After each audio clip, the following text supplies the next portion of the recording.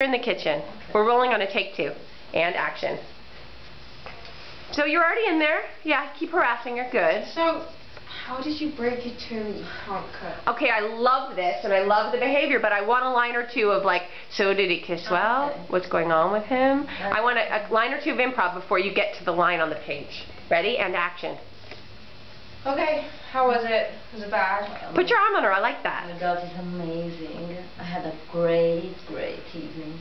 Tickle her. Ooh. Anything interesting? Would you like sloppy mouth? Was it like in your face or like? Oh yeah. Or was it like really not? Tell her to shut up. It's none of your business. How a girl doesn't kiss and tell. I love. Like Notebook and Love? Oh yeah. So how did you break it to him that you can't cook? I'm not that bad. No, really. How did you break it to him that you can't cook? Okay, so now I tell you. I fixed him a big plate of fried chicken, creamy mashed potato, and corn on the cob. See? Taste it. Right. It's not amazing? Huh? You have changed.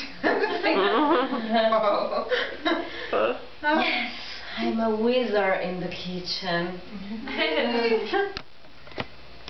Can I have your recipe? Well, I